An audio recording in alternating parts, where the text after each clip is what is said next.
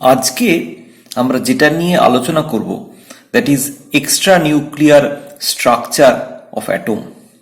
এখন এই অ্যাটমিক স্ট্রাকচারের আলোচনা সেটা অনেকটাই বিস্তৃত, ফলত আমাদের ক্যালকাটা ইউনিভার্সিটির সিলেবাসে অ্যাটমিক স্ট্রাকচারের আলোচনা যতটা রয়েছে আমরা আমাদের আলোচনা সেটুকুনিতেই সীমাবদ্ধ রাখব।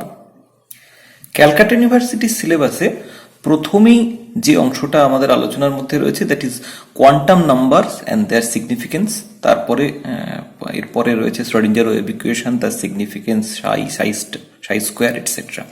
তো প্রথমে আমরা যেটা দিয়ে আলোচনা শুরু করব that is quantum numbers and their significance. এখন এই কোয়ান্টাম নাম্বার এবং তাদের সিগনিফিকেন্স সেই সম্বন্ধে যদি আমাদের জানতে হয় তাহলে কেবলমাত্র কোয়ান্টাম নাম্বারের সিগনিফিকেন্স আলোচনাটা করাটা কিছুটা অপ্রাসঙ্গিক হয়ে পড়ে। ফলত আমাদের এই ব্যাপারে প্রাসঙ্গিক কিছু তথ্য একটু জেনে নিতে হবে এবং তার ব্যাকগ্রাউন্ড কিভাবে এই কোয়ান্টাম নাম্বারগুলো এলো সেই জায়গাটাও একটু বুঝে নিতে হবে। এখন এই অ্যাটমিক স্ট্রাকচার বুঝে নেওয়ার জন্য আমরা বিভিন্ন সময় বিভিন্ন মডেলের সাহায্য নিয়েছি। এর মধ্যে 5টা মডেল বিশেষভাবে উল্লেখযোগ্য যেগুলো আমাদের অ্যাটমিক স্ট্রাকচার প্রপারলি বুঝতে সাহায্য করেছে। তার মধ্যে প্রথমেই রয়েছে ডালটনস অ্যাটমিক মডেল, তারপরে থমসনস মডেল, দেন রাদারফোর্ডস মডেল, তারপরে নিলস বোর মডেল এবং শেষে আরউইন শ্রোডিঞ্জার মডেল। এগুলো যেগুলো ইম্পর্টেন্ট আমরা সেগুলো এখানে কেবলমাত্র হাইলাইট করলাম। এছাড়াও আরও অনেক মডেলের সাহায্য আমরা বিভিন্ন সময় নিয়েছি।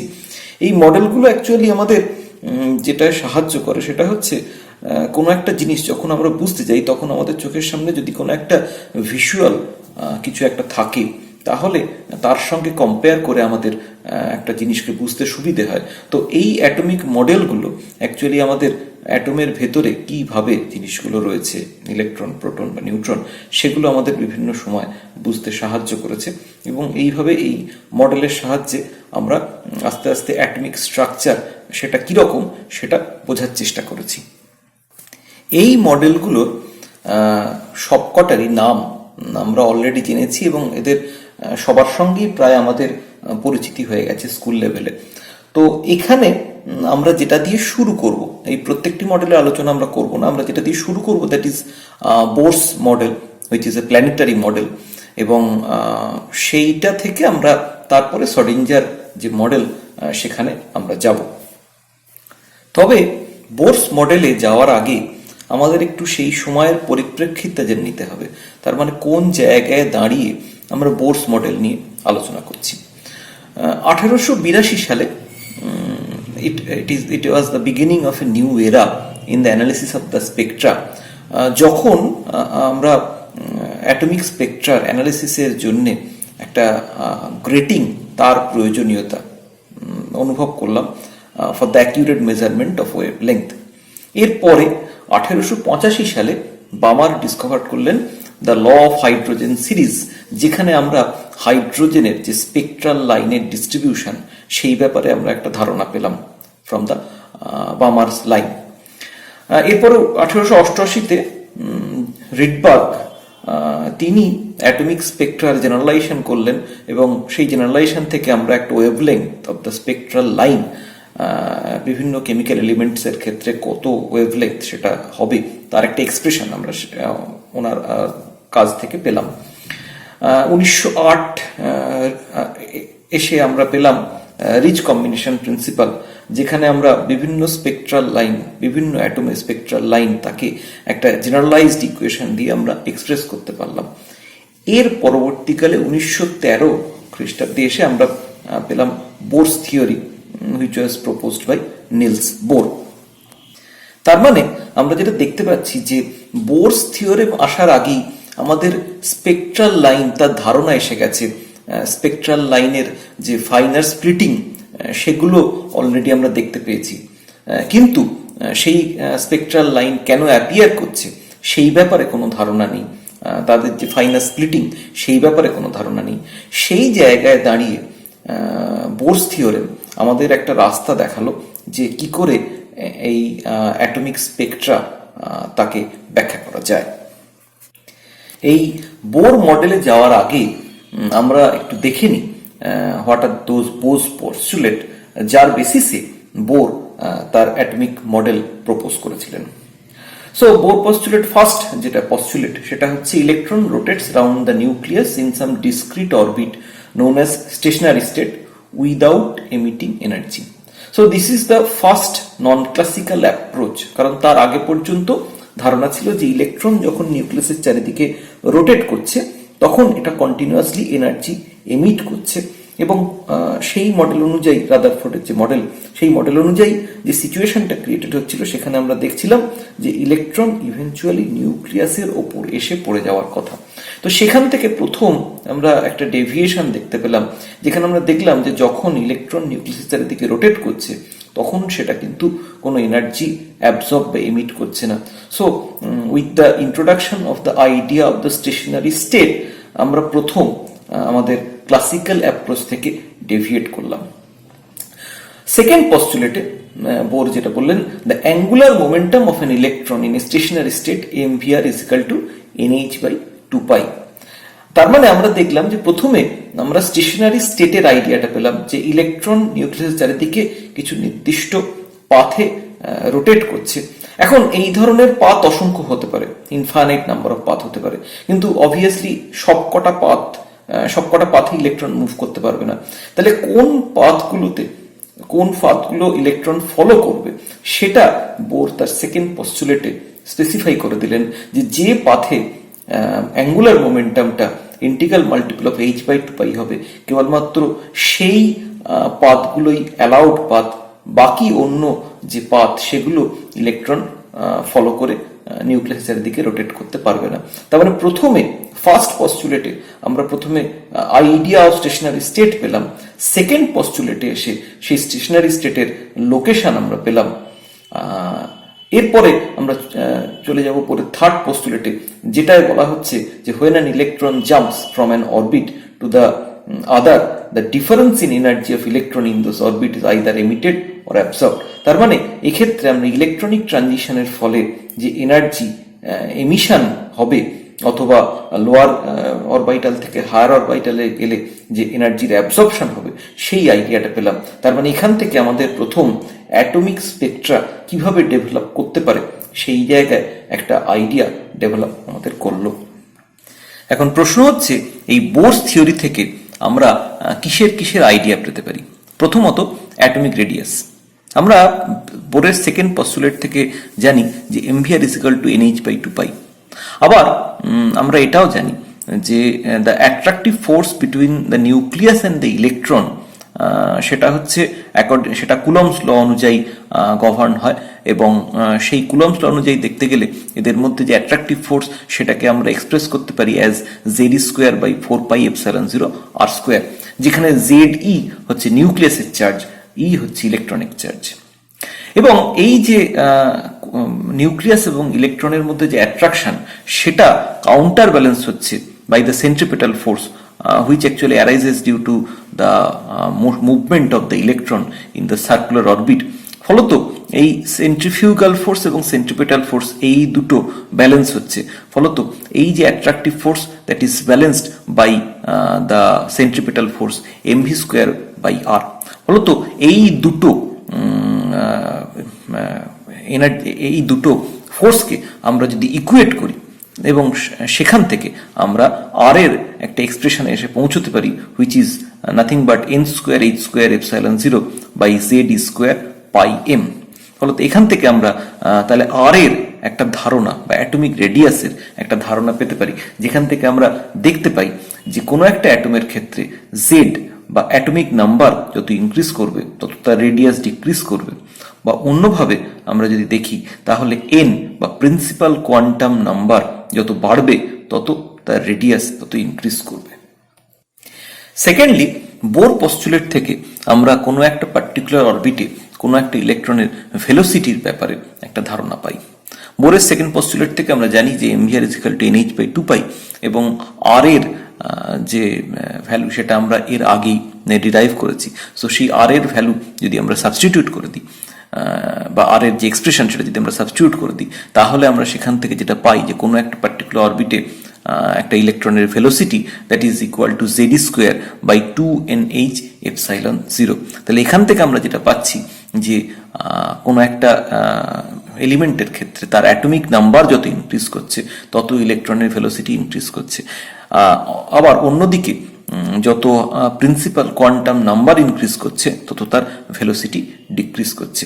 এটা বোঝাটা খুব অস্বাভাবিক নয়, তার কারণ আমরা যদি কোয়ালিটেটিভ ওয়েতে ভাবি তাহলে আমরা দেখব যে জেড যত ইনক্রিজ করছে বা অ্যাটমিক নাম্বার কোনো একটা এলিমেন্টে যত ইনক্রিজ করছে তত সেই নিউক্লিয়াস ইলেকট্রনকে, তার চারপাশে যে ইলেকট্রন রোটেট করছে তাকে তত বেশি অ্যাট্রাকটিভ ফোর্স তার উপর এক্সার্ট করছে, ফলত সেই অ্যাট্রাকটিভ ফোর্সকে ব্যালেন্স করার জন্য ইলেকট্রনকে তত বেশি জোরে ঘুরতে হবে। আবার এন ইনক্রিজ করা মিনস নিউক্লিয়াসের থেকে ওই পার্টিকুলার ইলেকট্রনের ডিস্টেন্স ইনক্রিজ করছে। সো ডিস্টেন্স ইনক্রিজ করলে নিউক্লিয়াসের attractive force on that particular electron সেটা ডিক্রিজ করবে, ফলত তখন তাকে ব্যালেন্স করার জন্যে তার যে সেন্ট্রিপেটাল ফোর্স সেটা কম হতে হবে, ফলত সেখানে তাকে সেটা তখন স্লো মুভিং ইলেকট্রন হবে কম্পারেটিভলি। তার ফলে এভাবে আমরা এখান থেকে বোরস থিওরি থেকে ভেলোসিটি অফ ইলেকট্রন সে ব্যাপারেও একটা ধারণা পেতে পারি। বোরস থিওরি থেকে আমরা কোনো একটা ইলেকট্রনের টোটাল এনার্জি কত সেটাও ক্যালকুলেট করতে পারি।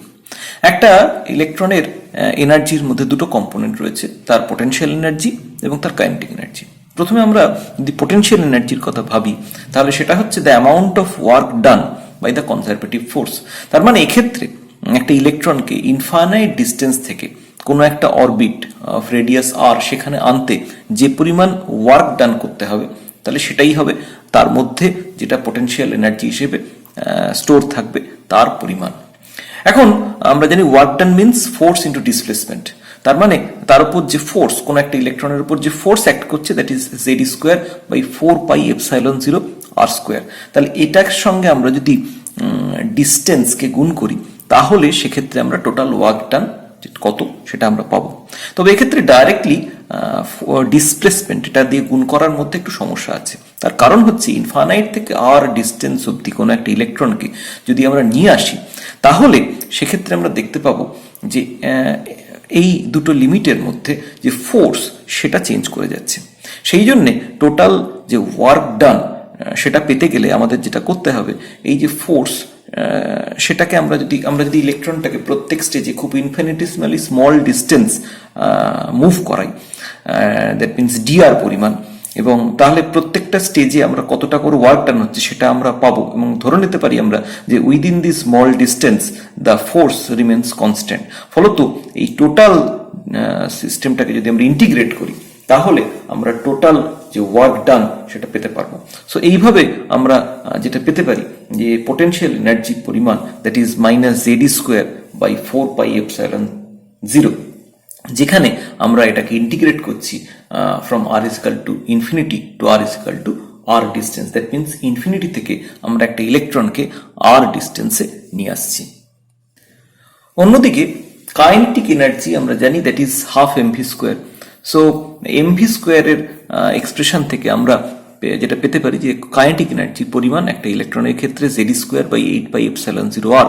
ফলত আমরা যে টোটাল এনার্জি পোটেনশিয়াল এনার্জি এবং কাইনেটিক এনার্জিকে যদি যোগ করে দিই এবং তার যে এক্সপ্রেশন সেখানে যদি আমরা আর এর এক্সপ্রেশনটা বসিয়ে দিই তাহলে আমরা পেতে পারি যে একটা ইলেকট্রনের total energy is minus mz square to the power 4 by 8πε0 square n square h square. With this background idea, we are now in a position to interpret the spectrum of hydrogen atom. যদিও হাইড্রোজেনের ক্ষেত্রে একটি মাত্র electron রয়েছে কিন্তু তার ক্ষেত্রে একাধিক এনার্জি লেভেল থাকা সম্ভব। সো ইলেকট্রন যদি কোনো একটা গ্রাউন্ড লেভেলে ইনিশিয়ালি বিলং করে এবং যদি বাইরে থেকে তাকে এনার্জি দেওয়া হয় তাহলে it can be excited to a higher energy orbit. আবার এই হায়ার এনার্জি অরবিট থেকে সেটা যখন গ্রাউন্ড স্টেটে ব্যাক করবে তখন সেক্ষেত্রে সেটা এনার্জি এমিট করবে। তাহলে এই দুটো অরবিটে ওই ইলেকট্রনের যে এনার্জি তাদের যে ডিফারেন্স সেটাই আমরা in the form of spectral line সেটা আমরা ফিরে পাবো। তাহলে এর আগে আমরা যেহেতু কোনো একটা পার্টিকুলার অরবিটে কোনো একটা ইলেকট্রনের এনার্জি তার কত মেজার সেটা আমরা বার করতে পেরেছি। ফলত এই দুটো পার্টিকুলার অরবিট সে N2 এবং N1 থেকে যদি N2 থেকে হায়ার এনার্জি অরবিট N2 থেকে যদি লোয়ার এনার্জি অরবিট N1 এ কোনো একটা ইলেকট্রন জাম্প করে, তাহলে কি পরিমাণ এনার্জি সেটা রিলিজ করবে সেটারও আমরা এক্সপ্রেশন পেতে পারি, which is -me⁴ by 8 epsilon 0 square h square into 1 by n2 square minus 1 by n1 square. So এভাবে যেহেতু delta E is equal two H new, তার মানে সেখান থেকে আমরা নিউ অর ফ্রিকোয়েন্সি তার একটা আইডিয়া আমরা পেতে পারি বা তার একটা এক্সপ্রেশন আমরা পেতে পারি, এবং সেই একইভাবে new bar that means the wave number তারও একটা এক্সপ্রেশন আমরা এখান থেকে পেতে পারি। তাহলে এইভাবে আমরা নন হাইড্রোজেন সিস্টেমের ক্ষেত্রে যেখানে জেড নট ইকুয়াল টু 1 তার ক্ষেত্রে আমরা নিউ বার বা ওয়েভ নাম্বারের একটা এক্সপ্রেশন পৌঁছতে পারি আলটিমেটলি। এখন এই নিউ বারের এক্সপ্রেশনে যদি আমরা এম ই এপসাইলন 0 এবং সি এইচ এদের মানগুলো এসআই ইউনিটে বসিয়ে দিই, তাহলে আমরা সেক্ষেত্রে nu bar is equal to যেটা পাই that is -1.096775 × 10⁻⁷ Z square into 1/n2 square minus 1/n1 square metre inverse. দেখতে পাওয়া যায় যে এখানে আমরা যে ভ্যালুটা পাচ্ছি 1.096775 × 10⁻⁷ সেটা রিডবার্গ কনস্ট্যান্টের সঙ্গে মানে এক্সপেরিমেন্টালি যে এস্টাবলিশ যে এক্সপ্রেশন রিডবার্গের তার রিডবার্গ কনস্ট্যান্টের সঙ্গে কিন্তু ওয়েল এগ্রিমেন্ট। সো তার ফলে এখান থেকে আমরা বুঝতে পারছি যে রিডবার্গ যে কনস্ট্যান্টের ভ্যালুটি প্রপোজ করেছিলেন 1888 সালে, তার একটা থিওরিটিক্যাল সাপোর্ট আমরা এসে পেলাম 1913-তে after the introduction of Bohr's theory, যেখান থেকে আমরা প্রথম রিডবার্গ কনস্ট্যান্টের ভ্যালুটা যেটা রিডবার্গ প্রপোজ করেছিলেন সেটা কেন ওই রকম একটা ভ্যালু পাওয়া যাচ্ছে তার একটা জাস্টিফিকেশন আমরা খুঁজে পেলাম।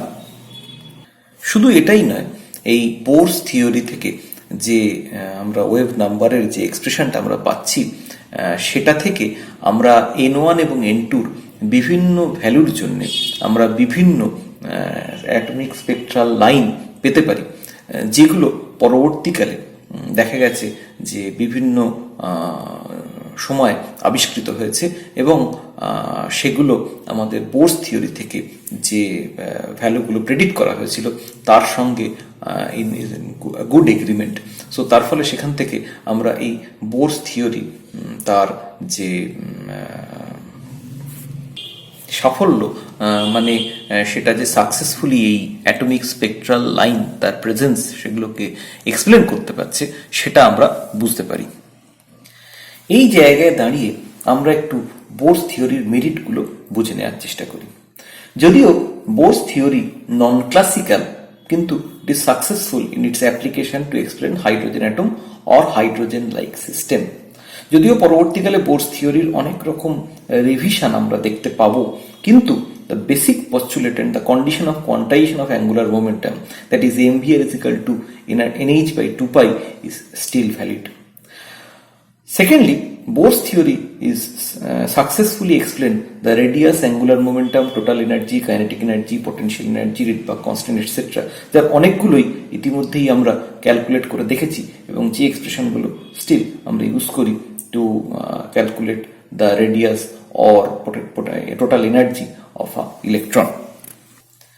Bohr's theory also provides the theoretical basis for rich combination principle. শুধু তাই না, পরবর্তীকালে যে ফান্ড সিরিজ আমরা হাইড্রোজেন স্পেকট্রামের ক্ষেত্রে দেখতে পাই ইন দ্য আইআর রিজিয়ন, তারও বেসিস আমরা বোরস থিওরি থেকে খুঁজে পাই।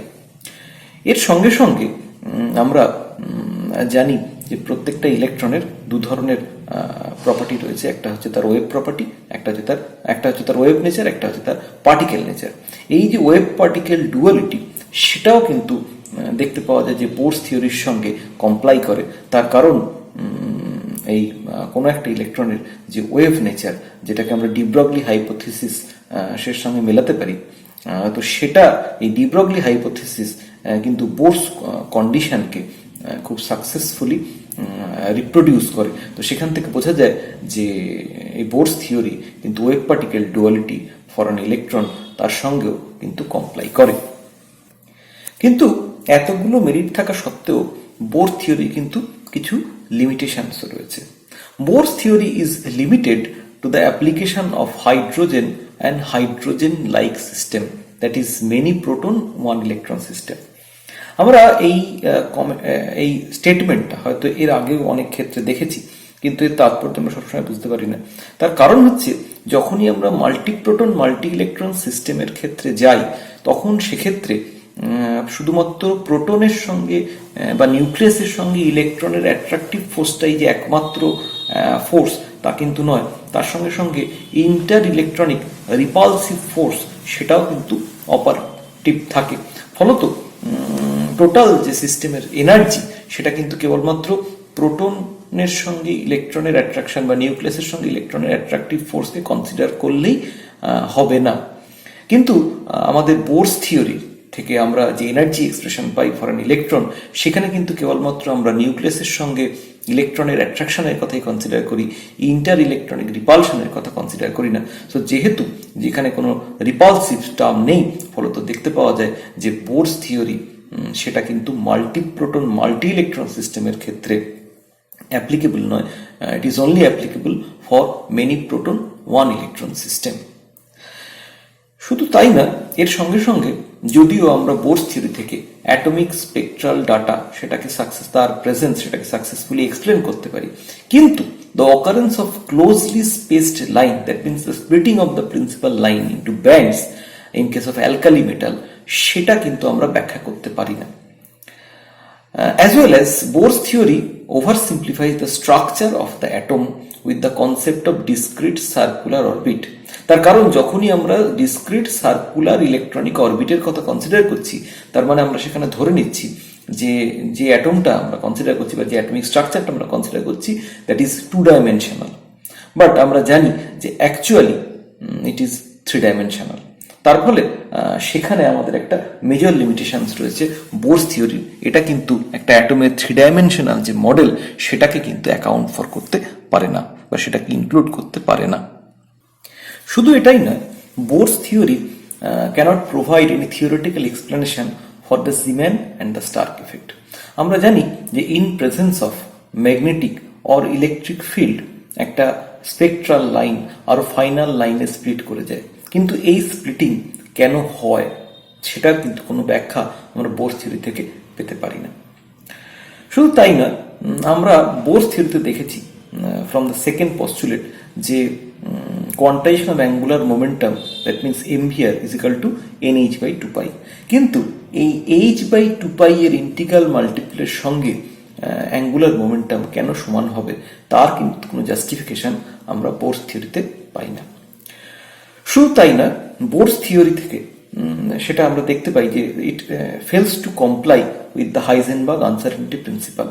হাইজেনবার্গ আনসার্টেনিটি প্রিন্সিপালের একটা ফর্ম যদি আমরা ধরি, তাহলে সেখানে আমরা দেখতে পাই যে পজিশন এবং মোমেন্টাম সেটা সাইমালটেনিয়াসলি এবং অ্যাকিউরেটলি ডিটারমাইন করা সম্ভব নয়। কিন্তু বোরস থিওরি অ্যাপ্লাই করে আমরা কিন্তু কোনো একটা ইলেকট্রনের পজিশন এবং মোমেন্টাম সাইমালটেনিয়াসলি এবং অ্যাকিউরেটলি ডিটারমাইন করতে পারি, যেটা হাইজেনবার্গ প্রিন্সিপাল আনসার্টেনিটি প্রিন্সিপাল অনুযায়ী সম্ভব নয়। সো ফলত এখানে আমরা দেখতে পাচ্ছি যে হাইজেনবার্গ আনসার্টেনিটি প্রিন্সিপালের সঙ্গে কিন্তু বোরস থিওরি কমপ্লাই করে না। এখন তাহলে আমাদের আগের আলোচনা থেকে আমরা যেটা বুঝতে পারছি, যদিও বোরস থিওরি অ্যাকাউন্ট ফর করতে পারছে রিগার্ডিং দ্য লিম্যান বামার অথবা Paschen series of the hydrogen spectrum, অথবা সেখান থেকে আমরা যেমন রিডবার্গ কনস্ট্যান্টের ভ্যালুর ব্যাপারে একটা আইডিয়া করতে পারছি থিওরিটিক্যালি, সেখান থেকে আমরা যেমন স্পেকট্রাল লাইনের অ্যাপিয়ারেন্সের ব্যাপারে আমরা একটা ধারণা করতে পারছি, তেমনি as well as Bohr's theory fails to account for the fine structure of the atomic spectrum. তো ফলত সোমারফিল্ড সেই জন্য কিছু মডিফিকেশন প্রপোজ করলেন in the theory proposed by Bohr. এখন original Bohr's theory dealt only with the circular orbits, but it was extended by Sommerfeld to include elliptic orbit. এইখানে আমরা একটু বুঝে নেওয়ার চেষ্টা করি যে হঠাৎ বোরস থিওরিতে সেখানেই বা কেন সার্কুলার অরবিটের কথা বলা হয়েছিল, আবার সোমারফিল্ড হঠাৎ সেখানে ইলিপ্টিক অরবিটকে ইনক্লুড করার কথা কেন বললেন। আমরা আগেই বলেছি যে অ্যাটমিক স্ট্রাকচারের ক্ষেত্রে আমরা এই বিভিন্ন মডেল বা যে কোনো জায়গাতেই যে কোনো জিনিস পড়ার সময় আমরা যখন মডেল ইউজ করি, তার কারণ যাতে আমাদের সেটা ভিজুয়ালাইজ করতে সুবিধা হয়, আমাদের সেটা বুঝতে সুবিধা হয়, সেই কারণে। এখন প্রথম যখন আমরা একটা মডেল প্রপোজ করি তখন খুব কমপ্লিকেটেড মডেল নিয়ে যদি কাজ শুরু করা হয় তাহলে দেখতে পাওয়া যায় যে সেখানে বিভিন্ন calculation becomes much more complicated. তার ফলে আমরা সেই জন্যে প্রথমে একটা সিম্পলিফাইড মডেল দিয়ে শুরু করি এবং সেখান থেকে সেই মডেলটাকে আস্তে আস্তে রিয়ালিস্টিক মডেলের দিকে মুভ করে যাই। এখানেও যখন বোরস থিওরি প্রথম অ্যাটমিক স্ট্রাকচার প্রপোজ করেন তখন সেখানে প্রথম যে মডেলটা তিনি প্রপোজ করেছিলেন দ্যাট ইজ এ 2-ডাইমেনশনাল মডেল। আমরা জানি যে কোনো একটা পার্টিকেলকে যদি ডিফাইন করতে হয় প্রপারলি তাহলে সেক্ষেত্রে আমাদের 3টে কোঅর্ডিনেটস দরকার হয়, এবং আমরা যদি পোলার কোঅর্ডিনেটসের কথা ভাবি তাহলে সেক্ষেত্রে আমাদের 3টে কোঅর্ডিনেট লাগে, একটা আর, একটা থিটা এবং একটা ফাই। তো বোর মডেলে যেহেতু একটা 2-ডাইমেনশনাল মডেলের কথা প্রপোজ করা হয়েছিল, তো ফলত সেখানে কেবলমাত্র দুটো ভেরিয়েবল ছিল, আর এবং থিটা, আর দুটো কোঅর্ডিনেটস ছিল আর এবং থিটা, সেখানে ফাই এর কোনো প্রশ্ন ছিল না। এখন এইরকম একটা সিচুয়েশনে যাতে মডেলটাকে আরও সিম্পলিফাইড করা যায়, সেই জন্যে বোর যখন তার থিওরি প্রপোজ করলেন তখন সেখানে কোনো একটা পার্টিকুলার অরবিটের ক্ষেত্রে আর এবং থিটা দুটো ভ্যারিয়েবলের মধ্যে একটা ভ্যারিয়েবলকে ফিক্স করে দিলেন। That means for a particular orbit r is fixed, only the theta is variable. ফলত that path reduces to a circle. এখন যখন বোরস থিওরি অনুযায়ী আমরা জিনিসটা অ্যাটমিক স্ট্রাকচারটা অনেকটা বুঝে ফেললাম, তখন সেক্ষেত্রে আরো রিয়েলিস্টিক মডেলের দিকে যাওয়ার আমাদের একটা টেন্ডেন্সি আমাদের মধ্যে দেখতে পাওয়া গেল। সো সোমারফিল্ড যেটা প্রপোজ করলেন সেখানে উনি বললেন যে for a particular orbit only the theta is not variable but r and theta both are variable. ফলত আমরা দেখতে পেলাম যে সোমারফিল্ড মডেলে এসে বোরের মডেলে যেখানে আমাদের সার্কুলার অরবিটের কথা বলা হয়েছিল সেটা সোমারফিল্ড মডেলে এসে ইলিপ্টিক অরবিটে কনভার্টেড হলো, যেখানে আর এবং থিটা দুটোই ভ্যারি করছে। So Sommerfeld modification is actually A step towards more realistic approach of an atom. এখন বোর পস্টুলেটে যে কোয়ান্টাইজেশনটা ছিল mvr is equal to nh/2π, Sommerfeld সেটাকে জেনারেলাইজ করলেন as cyclic integral pi dqi is equal to nih, where qi is the coordinate which varies periodically and pi is the corresponding value of momentum. Circular অরবিটের ক্ষেত্রে আমরা আগেই বলেছি যে একটা কেবলমাত্র কোঅর্ডিনেট থিটা ভ্যারি করছিল পিরিয়ডিক্যালি, এখানে কিন্তু theta as well as r দুটোই ভ্যারি করছে। ফলত সোমারফিল্ডের ক্ষেত্রে সোমারফিল্ড মডিফিকেশনের ক্ষেত্রে the motion of an electron in an elliptic orbit with the nucleus at one focus presents a system with 2 degrees of freedom, এবং সেই জন্য দুটো কোয়ান্টাম কন্ডিশন এখানে অ্যারাইজ করবে, একটা যেখানে আর ভ্যারি করবে, একটা যেখানে থিটা ভ্যারি করবে। সো আমরা সেখান থেকে দুটো এক্সপ্রেশন আমরা পেতে পারি সোমারফিল্ড কোয়ান্টাইজেশন অফ অরবিটের যে এক্সপ্রেশন, সেখান থেকে একটা হচ্ছে cyclic integral pr dr is equal to nrh and cyclic integral p theta d theta is equal to n theta h। এখানে n theta এটাকে বলা হচ্ছে angular or azimuthal quantum number, এবং nr এটাকে বলা হচ্ছে রেডিয়াল কোয়ান্টাম নাম্বার। ফলত বোরের পস্টুলেটে যেখানে একটি মাত্র প্রিন্সিপাল কোয়ান্টাম নাম্বার ছিল, এখানে এসে আমরা কিন্তু দুটো কোয়ান্টাম নাম্বার পেলাম, একটা হচ্ছে angular or azimuthal quantum number এবং আরেকটা হচ্ছে রেডিয়াল কোয়ান্টাম নাম্বার। এখন এই ক্ষেত্রে আমরা যদি ধরে নিই যে origin is at the nucleus, যেটাকে আমরা স্টেশনারি বলে কনসিডার করতে পারি because it is much heavier than the electron, এবং stationary with respect to the movement of the electron, তাহলে সেক্ষেত্রে আমাদের evaluation of the angular momentum সেটা থেকে আমরা যেটা পাই যে cyclic integral P theta D theta is equal to N theta H, এবং পি থিটাকে যদি আমি ইন্টিগ্রেশনের বাইরে বার করে নিই, so D theta theta actually varies from 0 to 2π, so upper limit এবং লোয়ার লিমিট আমরা যদি প্লেস করি তাহলে আমরা যেটা পাবো that is P theta is equal to N theta H by 2π। এখন in an elliptic orbit the momentum of the electron according to Kepler's law is constant, তার মানে আমরা বলতে পারি যে P theta is equal to p is equal to n theta h by 2 pi, that is angular momentum is an integral multiple of h by 2 pi. এখন এই অরবিটটাই যদি ইলিপ্টিক orbit না হয়, সার্কুলার অরবিট হয়, তাহলে this quantum condition simply produces the Bohr's condition. Evaluation of the second integral actually affords nr h is equal to 2 pi p root over 1 minus epsilon 0 square minus 2 pi p, যেখানে epsilon হচ্ছে eccentricity of the ellipse. এখন এর আগে আমরা যে p এর ভ্যালুটা পেয়েছি সেটা যদি আমরা এই ইকুয়েশনে বসিয়ে দিই, তাহলে সেখান থেকে আমরা যেটা পাবো যে আলটিমেটলি আমরা যেটা এসে পৌঁছবো, that is nr plus n theta is equal to n theta by root over 1 minus epsilon 0 square. Since nr and n theta takes only integral values, thus we may write that nr plus n theta is equal to n. তাহলে এখান থেকে আগের এক্সপ্রেশনটা আমরা যদি use করি, তাহলে আমরা যেটা পেতে পারি 1 minus epsilon 0 square is equal to n theta square by n square. This is a very important equation because for an ellipse 1 minus epsilon 0 square is equal to b square by a square, where b is the length of the same minor axis and a is the length of the same major axis. তাহলে ultimately this equation reduces to b by a is equal to n theta by n, that is the ratio of the azimuthal quantum number to the principal quantum number actually determines the ratio of the minor axis to that of the major axis. একটু খেয়াল করলে আমরা বুঝতে পারবো যে periodic property পড়ার সময় যখন আমরা 6s অরবিটাল সেখানে রিলেটিভিস্টিক এফেক্ট তার কথা কনসিডার করেছিলাম বা তার হাইলি ইলিপ্টিক নেচারের কথা কনসিডার করেছিলাম, তখন কিন্তু আমরা অ্যাকচুয়ালি 6s অরবিটাল কেন হাইলি ইলিপ্টিক সেটা বোঝাতে গিয়ে আমরা এই ইকুয়েশনটারই হেল্প নিয়েছিলাম এবং সেটাকে ইউজ করি। সেখানে তখন এই ইকুয়েশনটা আমরা just as a taken for granted আমরা ধরে নিয়েছিলাম। অ্যাটমিক স্ট্রাকচারে এসে আমরা দেখতে পেলাম যে কেন ওখানে আমরা এই সেই মেজর এবং সেই মাইনর অ্যাক্সিসের রেশিওটা সেটাকে অ্যাজিমুথাল কোয়ান্টাম নাম্বারের সঙ্গে প্রিন্সিপাল কোয়ান্টাম নাম্বারকে দিয়ে আমরা রিলেট করেছিলাম। So what are the possible values of n theta and nr? তার কারণ আমরা দুটো কোয়ান্টাম নাম্বার পেয়েছি। এখন এর আগে আমরা ইকুয়েশনটা এমনভাবে সেট করেছি যেখানে আমরা বলেছি যে nr plus n theta is equal to 1. তাহলে ফর অ্যান হাইড্রোজেনিক সিস্টেম যেখানে principal quantum number n is equal to 1, তাহলে তাদের ক্ষেত্রে nr এবং n থিটার যোগফল সেটাও that must be equal to 1। তাহলে এখান থেকে দুটো কন্ডিশন অ্যারাইজ করতে পারে যে either nr is equal to 0 and n theta is equal to 1 or nr is equal to 1 and n theta is equal to 0। এখন n থিটা যদি 0 হয় তাহলে semi minor axis actually reduces to 0।